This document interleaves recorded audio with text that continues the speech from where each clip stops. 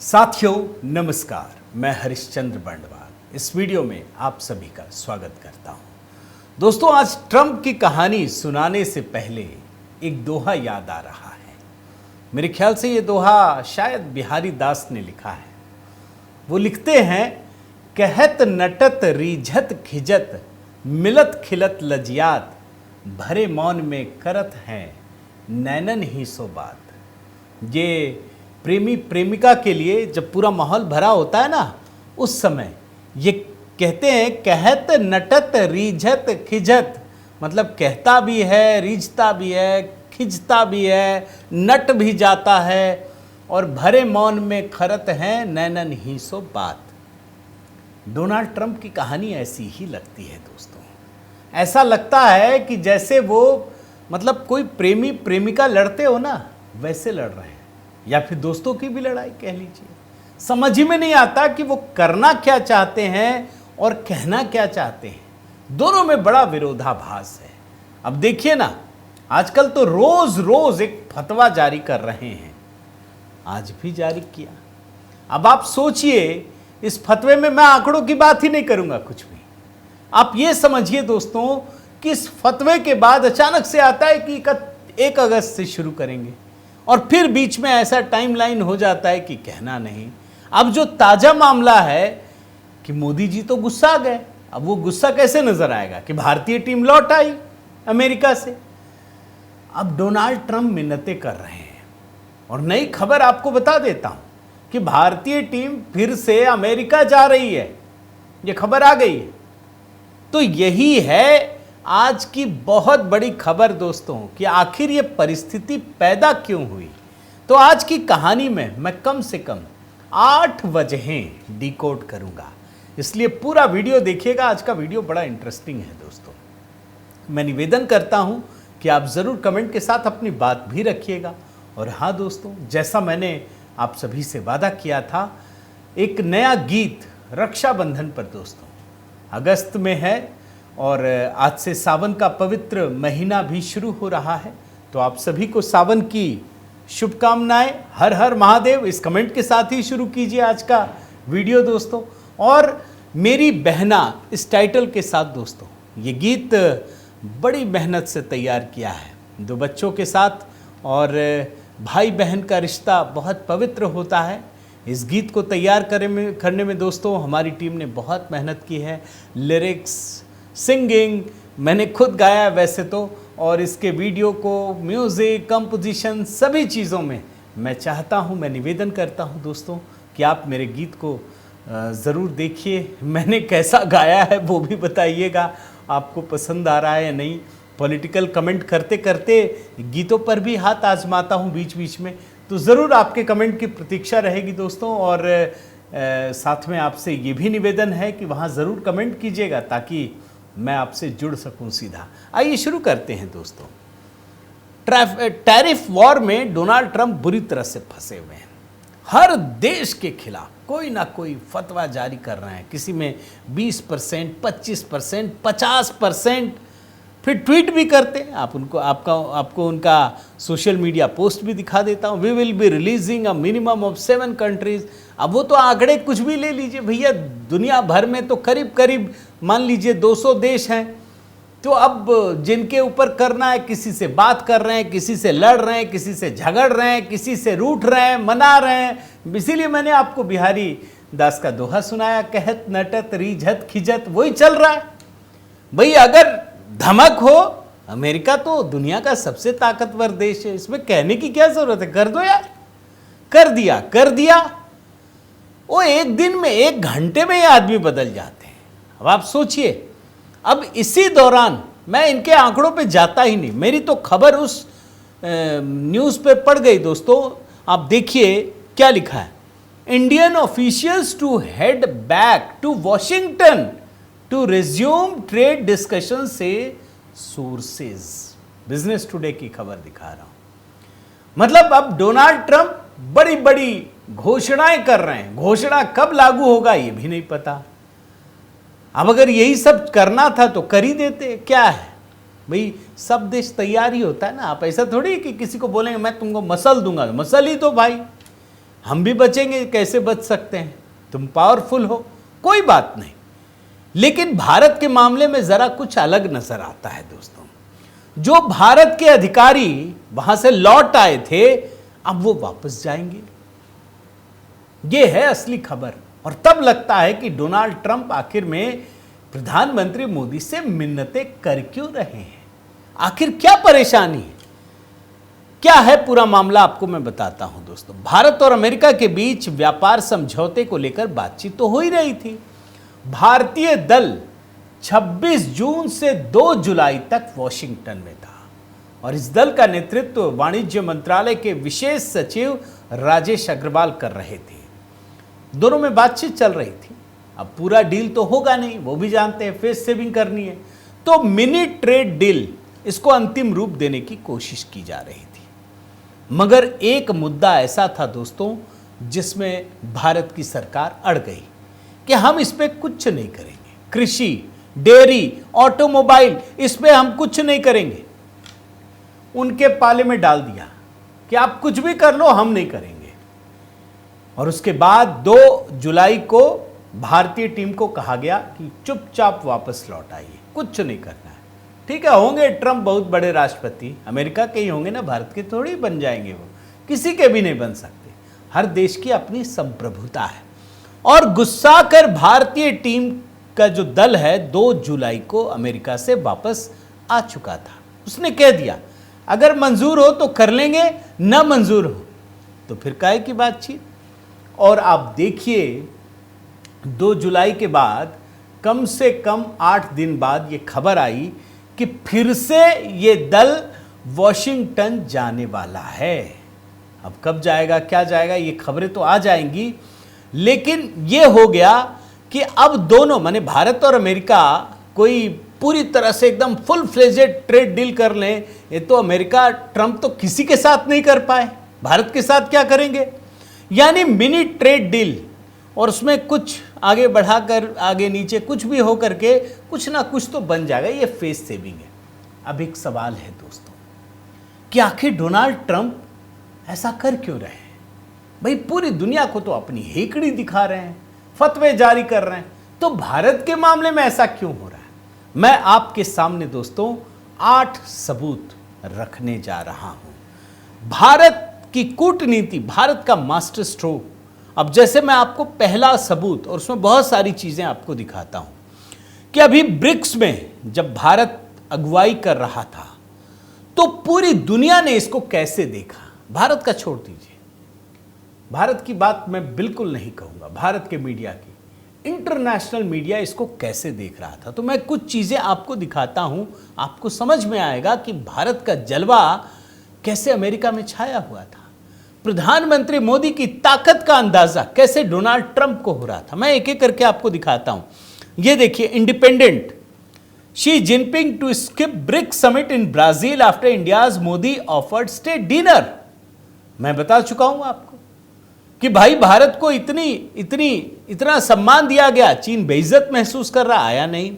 ये देखिए asia.nikkei.com, India eyes bigger BRICS cloud as Xi Jinping Putin skip. देखिए फिर वो वही बात कह रहा, ये कौन है, एशिया निकेई, कि भारत का रोल काफी बड़ा हो गया। आप सोचिए, फिर आप देखिए Eurasia times, with Modi in limelight China's Xi Jinping skips. ना चीन पहुंचा, ना रूस, ईरान, कोई नहीं, और लाइमलाइट में सिर्फ नरेंद्र मोदी, कोई नहीं। और देखिए मैं आपको सिर्फ हल्की झलक दिखा रहा हूं दोस्तों, क्योंकि मुझे आपको 8 सबूत दिखाने, ये पहले सबूत का ही। CNN देखिए, Trump promises more tariff letters and warns bricks of what's coming. अब ब्रिक में कोई पहुंचा ही नहीं, बड़ा देश एक भारत ही तो था। लेकिन ट्रंप को पता है कि भारत ही है जिसकी वजह से सारा फर्क पड़ना है, वो धमकी दे रहे हैं। न्यूयॉर्क टाइम्स, ये देखिए, as renewed US trades emerging economies turn to one another. देखिए आगे बढ़िए, वॉशिंगटन पोस्ट, ब्रिक्स को देखिए किस तरीके से दे रहा है। BRICS group condemns increase of tariffs in summit overshadowed by Middle East tensions. मैं बताना ये चाहता हूं, और एक एपी न्यूज़ ये भी देख लीजिए। सारी जगह पूरी दुनिया में, अरे भाई जिस ब्रिक्स में चीन और रूस पहुंचा ही नहीं, तो फिर उसको महत्व तो देना नहीं चाहिए था, दिया गया। क्यों? क्योंकि वहां मोदी थे। ब्राजील पर तो 50% टैरिफ ठोक दिया, लेकिन चूंकि मोदी हैं, इस वजह से ये चीज हो रही है। एक और दूसरा सबूत दिखाता हूं, आप सिर्फ देखिएगा दोस्तों। ये क्या है ना, ये नैरेटिव की लड़ाई है। काम तो सब कर ही रहे हैं, लेकिन जो दिख रहा है ना, वो लोगों को समझ में आ रहा है। अब मैं आपको दूसरा दिखाता हूं। आपको पता है, अभी नामीबिया जब ये 5 देशों के दौरे पर गए, तो आखिरी देश था नामीबिया, और नामीबिया ने भी अपना सर्वोच्च सम्मान दे दिया। 27 देश अब तक दे चुके हैं, पूरी दुनिया में कोई नहीं है। प्रधानमंत्री मोदी जा रहे हैं, और सम्मान कोई जबरदस्ती नहीं ले सकता है ना। ये तो मोदी जी हैं। अरे भारत छोड़ो, पूरी दुनिया में किसी को इतना नहीं मिला, 27 देशों का सर्वोच्च सम्मान। डोनाल्ड ट्रंप तो बहुत ताकतवर आदमी है, फिर भीख क्यों मांग रहे हैं? इनको तो भीख मांगनी पड़ती है, आप जानते हैं ना। सिर्फ 5 सम्मान मिले। अभी हाल ही में मई में ये यूएई गए, तो वहां यूएई ने इनको सर्वोच्च सम्मान दिया, 5वां। और सच्चाई ये है दोस्तों कि ट्रंप भीख मांग रहे हैं सम्मान की। नोबेल दे दो, नोबेल दे दो, हमको नहीं मिलेगा लगता है। और उस नोबेल को पाने के लिए क्या क्या करते हैं आप देखिए। जिसने ईरान पर बम फोड़ा, इजराइल, उससे उन्होंने करवाया। जो पाकिस्तान इधर टेररिज्म को बढ़ावा दे रहा, उससे करवाया। यह स्थिति है। यानी ट्रंप को मांगने से भी ना मिल रहा, और मोदी जी को पूरी दुनिया दे रही है। पहुंचते हैं और सर्वोच्च सम्मान। आज इस देश में गए, सर्वोच्च सम्मान, आज उस देश में गए, सर्वोच्च सम्मान। यह है प्रधानमंत्री मोदी की ताकत। मैं सिर्फ आपको सबूत गिना रहा हूं दोस्तों। ये दूसरा है। तीसरा, भारत अमेरिका और चीन दोनों से बेहतर एक रिपोर्ट आई है दोस्तों, इनकम इक्वालिटी की। आप देखिए, हाल ही में विश्व बैंक की ये रिपोर्ट बताती है कि भारत में विकास अमेरिका और चीन से बेहतर है, क्योंकि भारत इनकम इक्वालिटी के मामले में अमेरिका, चीन, G7, G20 सभी देशों से बेहतर है। यहां लोग बोलते हैं ना कि अमीरों गरीबों की खाई बहुत बड़ी है, अडानी अंबानी दिन भर करते रहते। अरे भाई, भारत में इनकम इक्वालिटी बहुत बेहतर है, और भारत अपनी आर्थिक वृद्धि में अमेरिका से सिर्फ क्वांटिटी में ही नहीं दोस्तों, क्वालिटी में भी बेहतर है। अमेरिका के समाज में भारत से बहुत अधिक इनकम इक्वालिटी, इनइक्वालिटी है। तो इसका मतलब है कि भारत के लोग इसीलिए तो खुश हैं ना। अभी एक लोकतंत्र का सर्वे आया था, प्यू रिसर्च, मैंने निकाला नहीं दोस्तों, मैं आपको सिर्फ बता देता हूं। उसमें सवाल पूछा गया कि आप अपने देश में लोकतंत्र से कितने खुश हैं। आप जानकर हैरान हो जाएंगे कि पूरी दुनिया में हर जगह लोगों ने नाखुशी जाहिर की। भारत में मेरे ख्याल से 70% से अधिक, 76% लोग भारत के लोकतंत्र से खुश हैं। तीसरा ये सबूत दिखाए। चौथा दिखाता हूं, ब्रिक्स देशों में भारत सबसे अधिक ताकतवर है। आप सोचिए भाई, भारत अपने अकेले दम पर अगर अमेरिका को डरा सकता है, और जब ये ब्रिक्स देशों के साथ मिल जाता है तो अमेरिका को बहुत डर लगने लगता है। अब देखिए, मैं आपको बताऊं दोस्तों, मैं वो आंकड़े देख रहा था।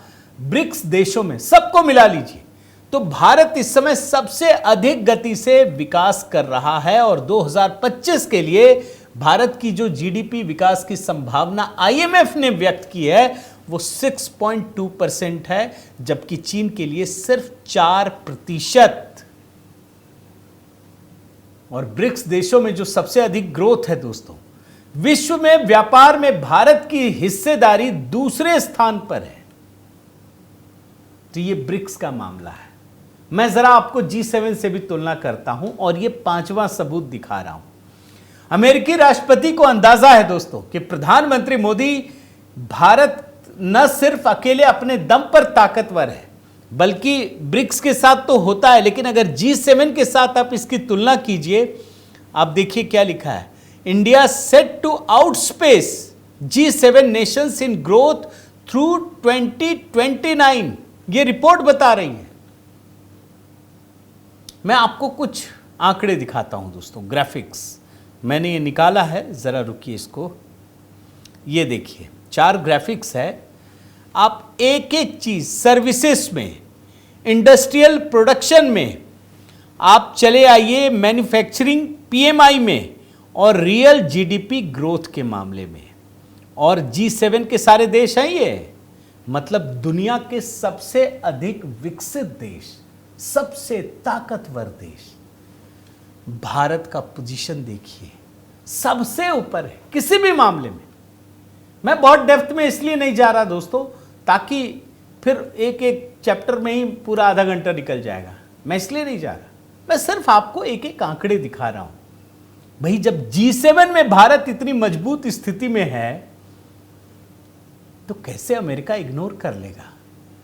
ये जो बार बार कहा जा रहा है ना, उसकी वजह आपको बता रहा हूं। छठा सबूत, भारत की आर्थिक ताकत और सामरिक ताकत बहुत अधिक है दोस्तों।